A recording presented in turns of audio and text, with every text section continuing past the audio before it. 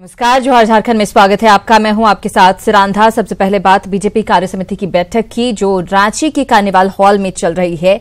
हम आपको बता दें, इस बैठक में मिशन 2019 की तैयारियों पर चर्चा चल रही है। इस मौके पर चुनावी रणनीति को अंतिम रूप दिया जाएगा। बैठक में प्रदेश बीजेपी अध्यक्ष लक्ष्मण खिलवा और सीएम रघुवर दास समेत प्रदेश कार्य समिति के तमाम सदस्य शामिल हैं। साथ ही संगठन की चुस्ती, विपक्ष की आक्रामक घेराबंदी और हर बूथ पर पार्टी कार्यकर्ताओं की एकजुटता पर मंथन होगा।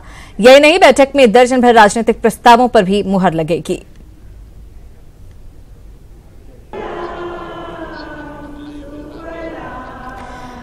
और रांची से हमारे सहयोगी राजेश कुमार जुड़ गए हैं ज्यादा बातचीत और जानकारी के लिए। इस बैठक पर नजर बनाए हुए हैं राजेश, आप इस कार्य समिति की बैठक पर नजर बनाए हुए हैं। काफी कुछ खास रणनीति बनने वाली है इस बैठक में, खासतौर से आगामी चुनाव को लेकर।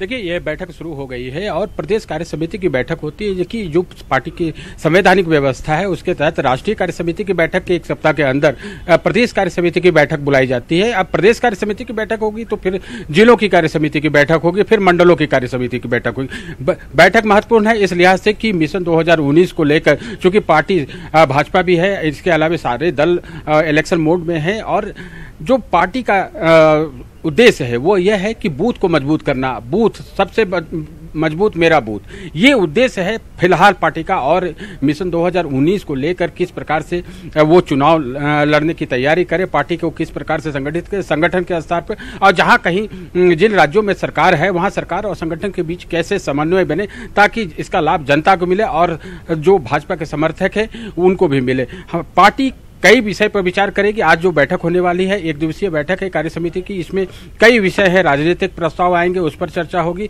क्या राजनीतिक हालात हैं, विपक्ष की किस प्रकार से गोलबंदी होती है।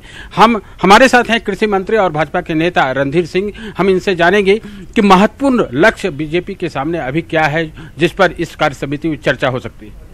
देखिए, भारतीय जनता पार्टी हमेशा संगठन और सरकार के बीच में तालमेल बनाकर चलती है और आज के राष्ट्रीय हमारे जो प्रदेश कार्य समिति की बैठक रांची में चल रही है और निश्चित रूप से पार्टी झारखंड के 14 में से 14 लोकसभा सीटों को जीतने को लेकर रणनीति बना रही है और हर बूथ मजबूत हो, हर बूथ की जो बूथ कमेटी बनी है उसकी दोबारा रिव्यू चल रही है और हमारे विधानसभा और लोकसभा स्तर पर प्रभारी की नियुक्ति हो चुकी है और पूरे हमारे बूथ स्तर के जो संयोजक सह संयोजक को कोऑर्डिनेट करके बूथ के एक कार्यकर्ताओं को एक्टिवेट करना और उन्हें ज़्यादा से ज़्यादा और बूथ में नए कार्यकर्ताओं को जोड़ना, इस सिलसिले में पार्टी जोरदार तैयारी के साथ काम कर रही है और आने वाले समय में 2019 झारखंड के 14 में से 14 लोकसभा सीट भारतीय जनता पार्टी अपनी झोली में करने के विशेष रणनीति बनाएगी।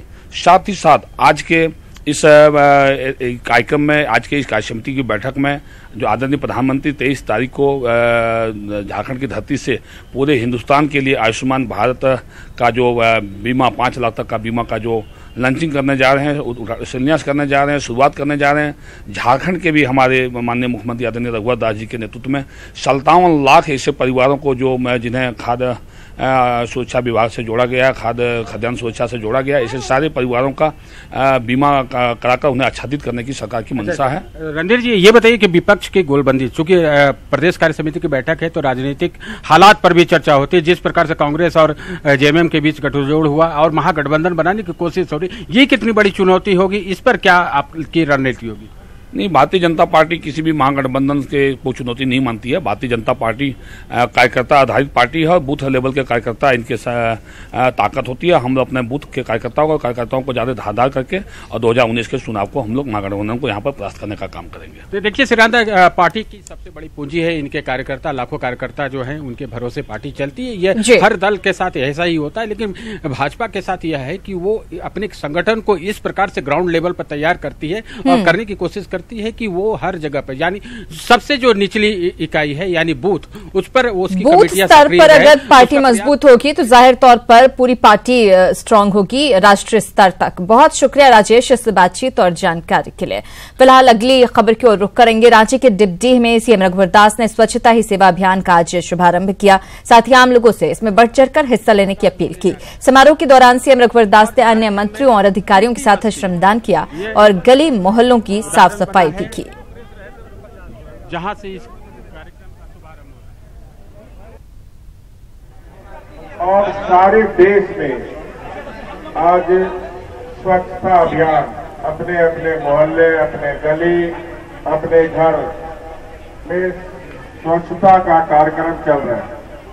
और उसी निमित्त आज मैं भी एक स्वच्छाग्रही के नाते ये जो हमारा आदिवासी टोला है, मोहल्ला, जहां हमारे आदिवासी भाई बहन सदियों से साफ सुथरा स्वच्छता में काफी उनका ध्यान रहता है। अब उनके घर द्वार को देखें तो हमारे आदिवासी भाई बहन कितनी अच्छी घर बनाती है और आसपास साफ सुथरा रखती है। इस नया टोला से आज झारखंड का स्वच्छता अभियान की शुरुआत हो गई।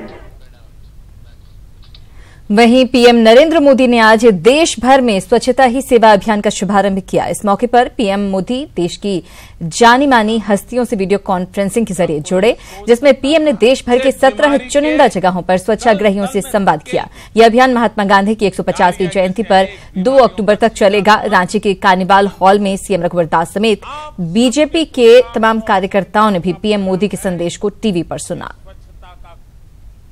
क्या कोई ये सोच सकता था? से बीमारी के दल दल में धकेल देती है।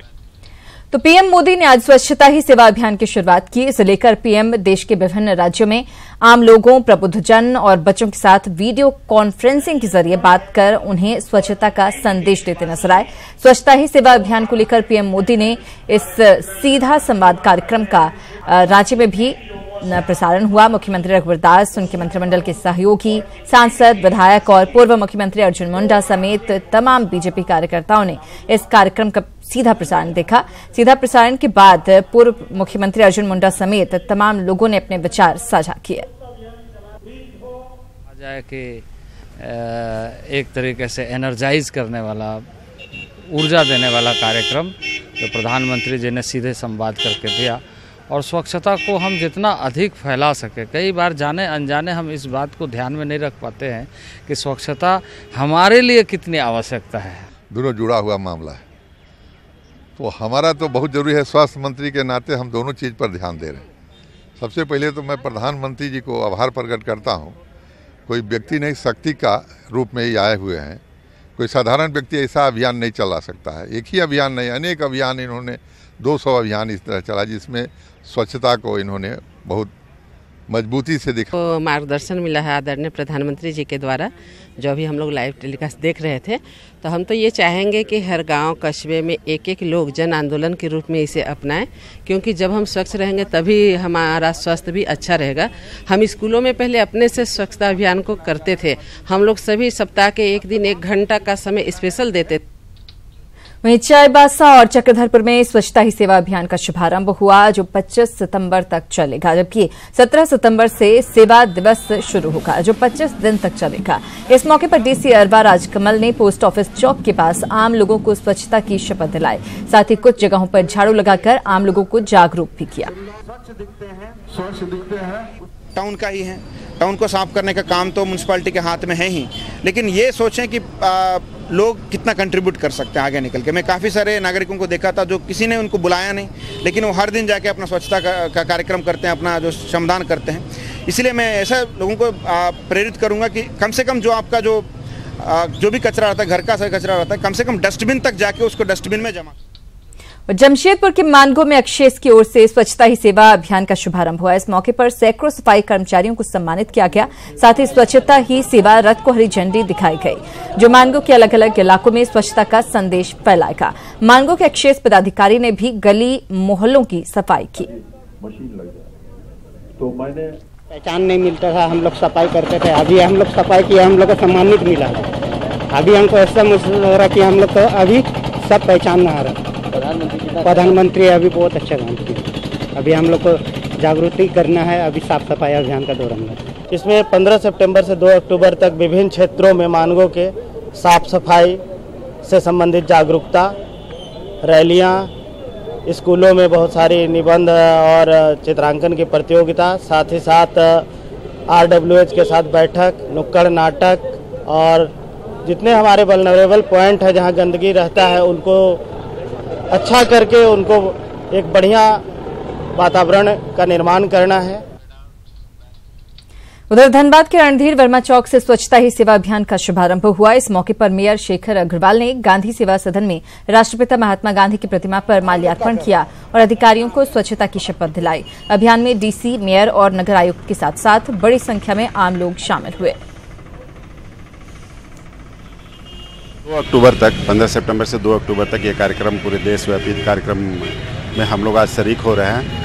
वैसे हम लोग नित्य प्रतिदिन धनबाद में लगे हुए हैं, कमर कसे हुए हैं और ये एक जन जागरण अभियान है कि पूरी जनता जब तक इसमें साथ नहीं देगी हमारा शहर साफ नहीं हो सकता है। ये जिला भर में इस दिन में 15 से 2 तक अलग अलग एक्टिविटी चलेगा और गांव-गांव में हम लोग साफ़ सफाई के बारे में प्रचार प्रसार भी होगा और इसमें श्रमदान भी कराएंगे सब लोगों से।